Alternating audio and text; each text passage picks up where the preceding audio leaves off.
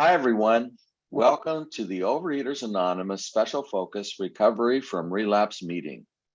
Today is Tuesday, the 13th of September, 2022, and we are delighted to have our speaker, Don B., with us today. Don was born in Iowa, living there and Minnesota growing up, and Don has lived in Orange County in Irvine for 31 years. And Don is my neighbor. I'm in Huntington Beach. So Don came into OA in January 1978. So now it's over to Don for her to share her experience, strength, and hope. Thank you so much. It's great to be here. I would just like to begin with a brief time of silence where I'm going to be asking my higher powers, loving presence, to give me the words and to have my higher powers will be done during this time, and just give this over to my higher power. So I'm going to just take some time of silence.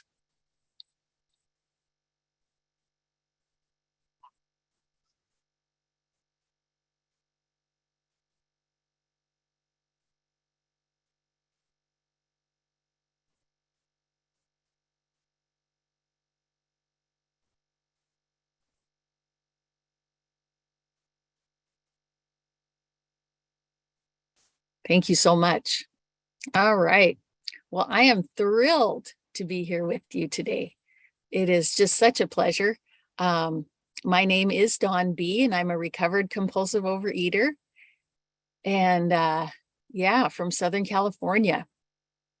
And it is just a joy to be here with each and every one of you here today. I started in Overeaters Anonymous back in the late 1970s, if you can believe that. I believe it was January of 1978 when I first came into Overeaters Anonymous. I was 18 years old, and I came in because a doctor came over to our college where I was going, a brand new student there, and he worked with people with obesity issues over at Mayo Clinic. And somebody asked him, what's the best plan for losing weight and keeping it off? And so he thought for a moment, and then he responded with Overeaters Anonymous. And I said, that is for me. I have no idea what that is, but that is for me. And so I found a meeting as soon as I could and started going to a meeting. And my experience is that it took me almost 35 years in the rooms before I was able to get abstinent more than 3 days here, 7 days there, 21 days once or twice, in almost 35 years. So if you think about it, failure in the program and half measures, delusional thinking, that is really my specialty. It's what I have the most experience in, and have really done a fabulous job with, is failure in the program. Relapse, absolutely. That was just like a continuous relapse. And so if you're out there and you have not gotten any extended abstinence, I am here for you today. I am here for you. You're not in the wrong place. I believe that your higher power has brought you here today. And you are loved very, very much. And that miracle is there for you. So what happened for me, I came in the rooms, and it was, like I say, it was failure. I remember, just all kinds of outrageous behavior, driving down the road and throwing bags of half-eaten, cookies out the window. Okay, that's it. I'm done. That's the last time. And then other times, buying food in grocery stores and having to go to different checkout people so they wouldn't recognize me, always buying all this junk food and saying, oh, it's for a party. It's for, it's for my family. It's for, all these people that I'm having over.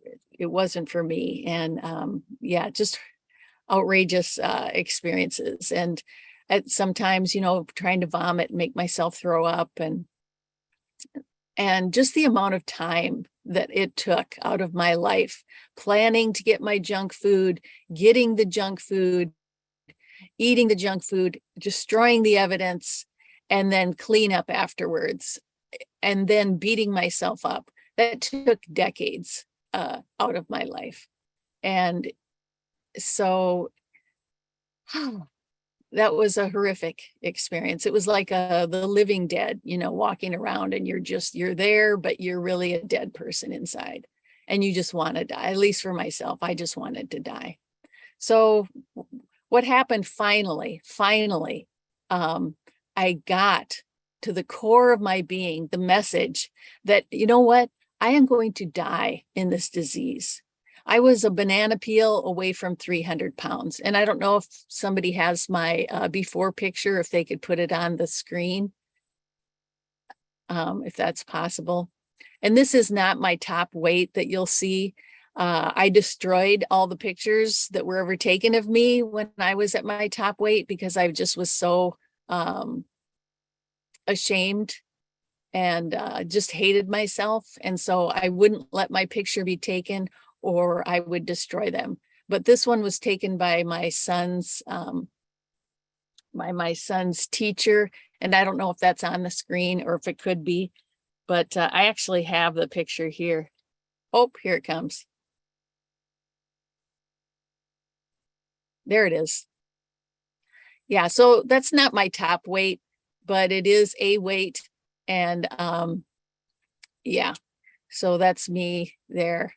And again, it was taken from my son's teacher. And I'm thinking as she's taking the picture, oh shit, somebody's taking my picture. Lovely. Yeah. So anyway, so I finally realized, you know what? I am going to die in this disease, and there is nothing ahead for me but a lot more pain and a lot more suffering and an early death. That's really all I have to look forward to if I continue going down this road that I am on.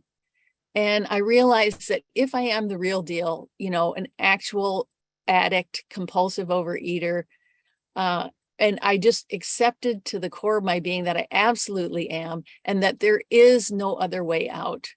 Just like it says in the doctor's opinion, we're on a one-way street. There are no off-ramps. We're speeding ahead. And all we have to look forward to is a lot more pain, a lot more suffering, and an early death. And there is no door number 3. It's death, or it's clearly identify my alcoholic foods and put them down 100%, and grab hold of this program with all the enthusiasm that a drowning person grabs a life preserver, and work this sucker like my life depends on it, because it absolutely does. And that's absolutely what I did. I finally got it. This is a death sentence, and it has my name on it. What are you going to do, Dawn? What are you going to do? And so I clearly identified my alcoholic foods, and I put them down. And I grabbed hold of this program, like I say, with all the enthusiasm that a drowning person grabs a life preserver, and worked it like my life depended on it. I went through the literature. I took notes on the literature. I listened to all the recovery voices I could. I hooked myself up to an IV of recovery voices. I went to as many meetings as I could.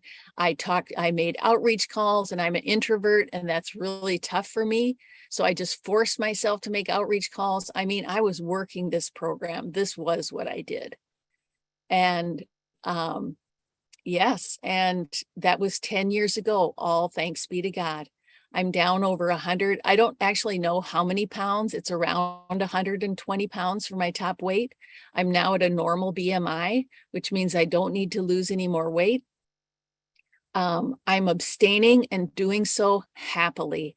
The food isn't calling to me. I'm not white knuckling it. It's not a struggle. It's the most loving thing that I can possibly do for my body, to eat my abstinent meals on a daily basis. I delight in my abstinent food, And it is not a struggle. And I simply never, ever, ever would have believed that I would ever get to the point where I would not be white knuckling it, where it wouldn't be a struggle, where I wouldn't be holding my breath, just waiting for this to be over. But it absolutely is the reality, day after day, year after year. And it's a beautiful, beautiful thing. I am a mother. I have 4 young adult children. 3 of them have autism. One very, very severe. You can't really have a conversation with him. He just repeats, the same little phrases over and over for years. And then my 2 other ones that are a little higher functioning also have mental illness. They have schizoaffective disorder. My husband is a cancer survivor. He's now on a feeding tube. He's very weak, has ongoing chronic health issues. But the truth of the matter is, I am living a life beyond my wildest dreams. Not because my circumstances have changed, but because my attitude about my circumstances has been transformed by the working of the steps and through the relationship with my higher power. It is a beautiful, beautiful thing. And I'm here to tell you that each and every one of you deserve a life beyond your wildest dreams. And you absolutely do not leave. Please do not leave before the miracle happens, because this program absolutely works 100%. And it will be just as it says in the big book. When we put our hands into our higher powers' care, our lives will be much more beautiful and amazing than we ever could have planned on our own. This is a beautiful, beautiful experience. And I am so happy to be here. So when I came into the program, I didn't realize it, but when I came in, I thought that the food and abstinence, help me lose my weight and I will be gone. I will be gone from here. I thought that's all that there was. But the truth of the matter is that was only the tip of the iceberg. And just like an iceberg, there's this massive portion below the water.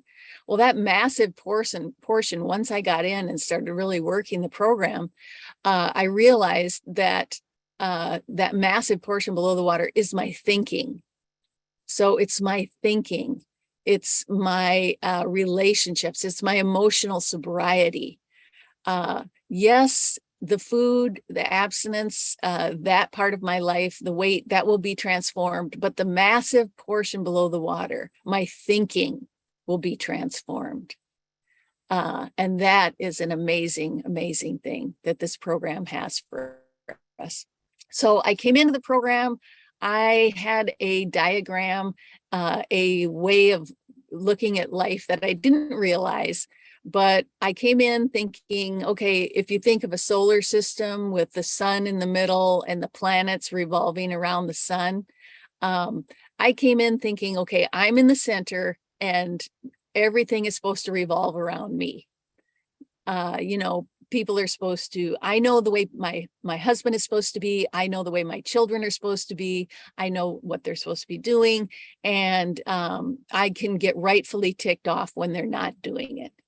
But what I realized through working this program is that no, Donnie, sweetheart, actually your higher power is in the center and everything is to revolve around your higher power. And so my job is to ask for what my higher power's will is and to follow that. And so that's a very different way of living. And, I came in thinking I would even introduce myself in meetings. I'd say, hello, my name is Dawn, and I'm a recovering higher power. Because, I wanted to be in charge. I felt like I knew best. I know the way people need to be acting. I know the way my husband needs to be acting, and he's not doing it. And so I can be rightfully ticked off and spend most of my time trying to get life to be the way I've already made up in my mind it needs to be. And I've learned through programs that that's just not the way, life is. The reality is that comparatively speaking, I am blind, but my higher power sees perfectly. I don't know what needs to happen next, not for God's greater good to be the end result. I don't know what needs to happen, not for me and not for anyone. And so I can give up trying to play the director, give up trying to run the show and organizing the lights and the scenery to be just the way I want it to be, and spending all my time being frustrated because the lights have been moved, the scenery was changed, somebody didn't say the lines I needed them to say. I can spend all my time frustrated because it's not going the way I want it to go. Or I can put that down and just say, God, how can I best serve thee? Thy will, not mine, be done. And the heart of the program for me, what was really helpful is on page 62, where it talks about, my selfishness, my self-centeredness. It's page 62, that first paragraph there, where it says, selfishness, self-centeredness, that is the root of my troubles. And then jumping down to the next paragraph, my troubles are basically of my own making. They arise out of myself. I'm an extreme example of self-will run riot. Above everything else, I must be rid of this selfishness. God makes that possible. And so then jumping down to that next paragraph, and this is one of my favorites. This is the how and the why of it. First of all, so it's not saying here, second of all, not once you get around to it, first of all. So this is like lights going off, arrows drawn to this paragraph. This is it, Dawn. Pay attention here. First of all, Dawn, you have to quit playing God. It doesn't work. Next, in this drama of life, God is going to be my director. So this means that God's running the show. God's arranging the storyline. God gives me my lines. God tells me how to act. That's what a director does. And so now in my life situations, I get to pause and I get to ask for my higher power. What would you have me say in this situation, God? How would you have me handle this one? Help me to see this situation more like you see it, God. How would you have me act? What would you have me say to my husband? Help me to see my husband more like you see him, God. Help me to love my children and see them more like you see them. And then he is the principal, we are his agents. Well, what does that mean? Bill W. being from the Wall Street area, the principal and the agent is a Wall Street term. And the principal, the agent, is legally bound to work for whatever the principal's best interests are. Whatever the principal's goals are, that is the agent's legal responsibility to work for that. So I'm supposed to be working for whatever is in my higher power's best interest. Whatever my higher power's goals are, that is my legal responsibility to work for those goals, not my self-interest. The agent cannot work for what's best for the agent. The agent must work for whatever is best for the principal. So my job, if you will, is to work for my higher power's will. That is to be my only goal. And when I make my higher power's will my only goal, my whole life transforms. My actions transform. So he is the principal, we are his agents. He is the father, we are his child. So many of us, may not have had the best parents, but we're talking about the perfect parent here. So my higher power is my parent, my perfect parent, and I am my higher power's child. So I can trust that I am loved beyond what I can begin to comprehend with my mind, that I'm treasured, that I'm delighted in, that there's nothing that delights my higher power more than assuring that I feel safe and secure and loved, and all my needs are met with divine abundance. So most good ideas are simple, but this concept is the keystone. So that means it's the most important thing. The keystone is the most important stone in an arch to be able to have that arch be successful, the keystone is the most important stone. All the other stones press in on the keystone. The keystone is often wedge-shaped in form, and all the pressure of the arch is resting on this one idea, this one stone. This is the keystone of the new and triumphant arch through which I pass to freedom. Freedom is a very weighted word with Bill W. He had been in war. Those words, freedom is just a very powerful word for him. And this concept of an arch, there were a lot of masoners and people who were in construction in the early 100.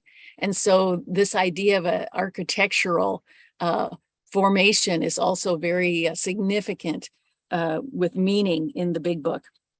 A very important concept. So this concept is foundational.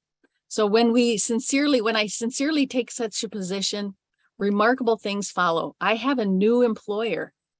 So that means that I'm no longer looking for my priorities during the day and rushing around, doing what I think is most important. I'm pausing and asking higher power, what would you have me get done today? What would you have me do today? What are your priorities for me today? And being all powerful, he provides what I need if I keep close to him and performed his work well. So this is telling me I no longer need to rely on my shaky abilities anymore. So even in my early days of abstinence, I'm no longer relying on my shaky abilities. I'm relying on the power of the creator of the universe. And if it's God's will for me, God is going to give me everything that I need to do that will. No good employer will send their employee out without equipping them with everything that they need to be successful. So that tells me that I can trust and rely that I'm going to be given everything that I need to do God's will, exactly as God would delight in me doing it. And I don't need to be afraid. If it's God's will for me, and for me, God's will is what is most loving for me and all concerned. So whatever is most loving for me and all concerned, I'm going to be given whatever I need to do that. So in those early days of abstinence, yes, I can have a plan when I'm going to the grocery store. I can not walk down those aisles that are troubling. I can not even allow myself to look in those areas where my alcoholic foods were. I can have a plan. I can be on the phone with someone, doing an outreach call while I'm in the grocery store, and have, all these, a plan already in place when I'm in those shaky areas. But I can also trust that if it's God's will for me to not compulsively overeat, I'm going to be given everything that I need to be able to do that. So I can trust that it's God's abilities I can rely on now, my new employer's abilities. And my new employer is going to give me everything that I need to be successful. So when I do that and stay close to him, I become less and less interested in myself, my little plans and designs. And more I become interested in seeing what I can contribute to life. I'll feel a new power flowing in. And I enjoy peace of mind. And I discover that I can face life successfully. And I can become conscious of God's presence. And I begin to lose the fear of today, tomorrow, and the hereafter. I am reborn. Wow. Wow. And then I love the third step prayer. God, I offer myself to thee to build with me. Okay, so here again, we're seeing a construction term, right? To build with me. So I'm basically giving myself as building material over to God. I don't know what the plan is. I don't know what God's going to be building with me. I don't know what the structure is that God is going to be constructing, but I'm offering myself to God's plans. And so now I'm no longer focusing on my plans. I'm like a brick that, I thought I wanted to be, in a castle, but God is building a bridge with me so that others can be helped. And so I'm offering myself to build with me and to do with me as thou wilt. So whatever your will is, God, that's all I want. Your will is my only goal. Relieve me of the bondage of self. And so for me, this is the bondage of me thinking that I already know what needs to be happening next. And I'm thinking I'm in charge. I'm forgetting and thinking that I'm the higher power. And I'm trying to run the show. And I'm trying to give everybody else their scripts of what they're supposed to be saying and how they're supposed to be acting, and they're not doing it. That is the bondage to self. And so please, God, relieve me of that. And only you can relieve me of that I may better do thy will. Because your will, God, is my only goal. Take away my difficulties, that victory over them may bear witness to those I would help of thy power, of thy love, of thy way of life. May I do thy will always. And then 5 minutes left. Thank you. And then I love that final statement there. Abandoning ourselves utterly to him. I abandon myself utterly to you, God. I abandon myself utterly to you. These 12 steps have been a miraculous, going through them has been miraculous and brought miracles into my life. I remember doing my step 8 and 9, and I had a resentment about my children's autism and mental illness. And when I was writing out my the step 8 and 9, I realized that the harm done that I had done is that I didn't believe that God could bring any good out of. I thought their autism and mental illness, especially the autism, was an unspeakable tragedy, and that no good could come out of it, and it made their lives less valuable. And I found through working the steps, that was the harm done. And so my amends was to ask for God's definition of what a successful life is, and to pray for that, and to ask God to help me to see them more like God sees them. Help me to see them more like you see them, God. Help me to love them as you would delight in me loving them. Teach me your definition of a successful life. And when I did that, such a beautiful thing, I realized that in God's eyes, my children are perfect. They are beautiful. They are whole. They are infinitely loved. And they are exactly as God delights in them being. And they are loved beyond what I can begin to comprehend with my mind, because God loves them perfectly and infinitely, just as I am perfectly and infinitely loved. And that was just such a beautiful revelation through working the steps. And also it was, for my husband, help me to see my husband more like you see him, God. Help me to love him as you would delight in me loving him, God. And so I went from my husband being someone I didn't really want to be in the same room with, to now to where, he's my best friend and I love him dearly. And, with his health being kind of sketchy now, also through the steps, I've just, and through this program, it has just taught me to surrender. And so with my husband, he is on a feeding tube now, cancer survivor. And about 5 months ago, he was getting pneumonia every couple 3 weeks. His, his breathing was very difficult, and it was touch and go as to whether, is he going to be here next week? Is it going to be here in 2 weeks? And I got to the point where I just said, God, whatever it is, whatever your will is, that is my only goal. So I accept it, I welcome it, and I say thank you. If he's got 1 day left, if he's got 2 weeks left, if it's your will, God, let's go. I want it. That is all I want, is your will, God. I surrender. And I just want your will only be done, not mine. Your will only be done. And it was such a beautiful thing to surrender, because then I can experience peace regardless of my circumstances. When I relax and say, make God's will my only goal, it's just a beautiful, beautiful thing. I can experience this amazing peace and acceptance, and I can ask to be helpful. How can I be useful? How can I be of service to my husband? How can I be of service to my children? When God's will is my only goal, I have energy, I have new life, and I am focused, and life is a beautiful, beautiful thing. It truly is. And it's a life worth living. And this is what the big book teaches. And it says on page 85 that now, because I'm not spending all my time trying to run the universe, I have a lot more time. So what am I supposed to be doing with that time?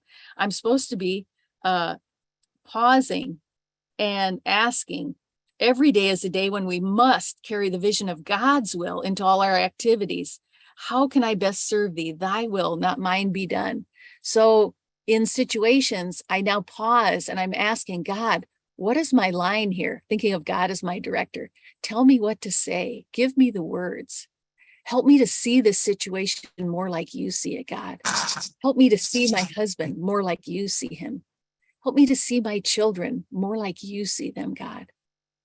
Help me to love them as you would delight in me loving them. Give me your words. And it's just a beautiful, beautiful way of life. And I surrender and I practice on a daily basis, moment by moment, asking for God's will to be done, not mine. And may your will be my only goal. So with that, I'm going to pass. I know my time is up, and just thank you so much for allowing me to be here today and to talk with you. Life is a beautiful thing through these 12 steps. It's a miracle. Don't leave till your miracle happens. That's all I have. Thank you. Thank you so, so very much, Dawn. Thank you for being with us today, and thank you for your extraordinary message of experience, strength, and hope, and all of your service. Thank you. My pleasure.